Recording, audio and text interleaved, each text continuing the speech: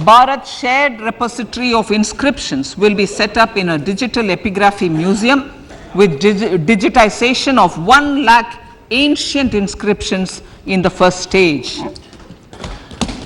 Support for poor prisoners. For poor persons who are in prisons and unable to afford the penalty or the bail amount, required financial support will be provided. Priority number 3, infrastructure and investment. Investments in infrastructure and productive capacity have a large multiplier impact on growth and employment. After the subdued period of the pandemic, private investments are growing again. The budget takes the lead once again to ramp up the virtuous cycle of investment and job creation. Honorable Speaker, sir, the capital investment outlay is being increased steeply for the 3rd year in a row by 33% to 10 lakh crores, which would be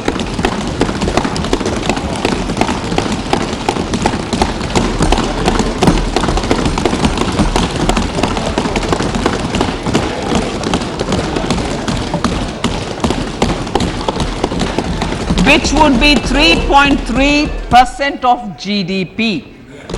This will almost be 3 times the outlay made in 2019-20.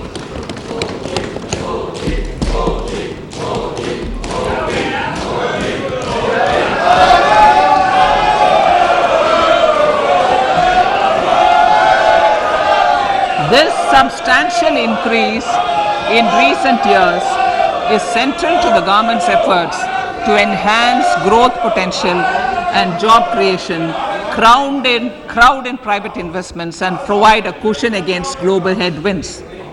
The direct capital investment by the center is complemented by the provision made for creation of capital assets through grants and aids to state. The effective capital expenditure of the center is budgeted at 13.7 lakh crore rupees, which will be 4.5% of GDP. Support to state governments for capital investment. I have decided to continue the 50-year interest-free loan to state governments for 1 more year to spur investment in infrastructure and to incentivize them for complementary policies actions with a significantly enhanced outlay of 1.3 lakh crores. The newly established Infrastructure Finance Secretariat will assist all stakeholders for more private investment in infrastructure, including railways, roads, urban infrastructure, and power, which are predominantly depend on public resources. The harmonized master list of infrastructure will be reviewed by an expert committee for recommending the classification and financing framework suitable for Amrit Kal. A capital outlay, I'm talking about railways now, sir, Honorable Speaker. Railways. A capital outlay of 2.40 lakh crores has been provided for the railways. This is the highest ever outlay this highest ever outlay is about 9 times the outlay made in 2013-14. 100 critical transport infrastructure projects for last and first mile connectivity for ports, coal, steel, fertilizer and food grain sectors have been identified. They will be taken up on priority with investment of 75,000 crores, including 15,000 crore from private sources.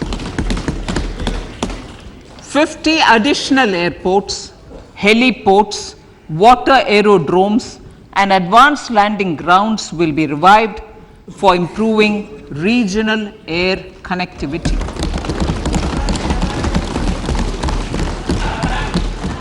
Sustainable cities for tomorrow.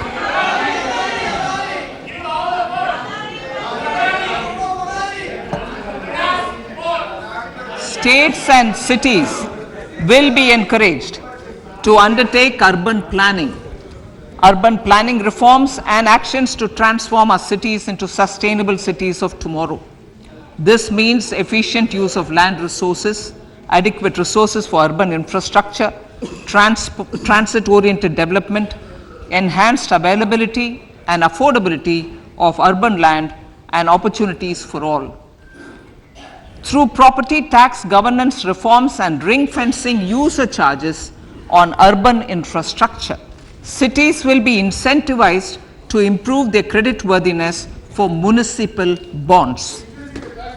Like the RIDF, an urban infrastructure development fund will be established through use of priority sector lending shortfall.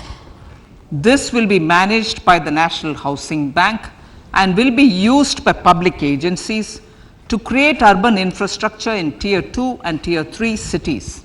States will be encouraged to leverage resources from the grants of the 15th Finance Commission as well as existing schemes to adopt appropriate user charges while accessing the UIDF. We expect to make available 10,000 crore rupees per annum for this purpose. All cities and towns will be enabled for 100% mechanical desludging of septic tanks and sewers to transition from manhole to machine hole mode.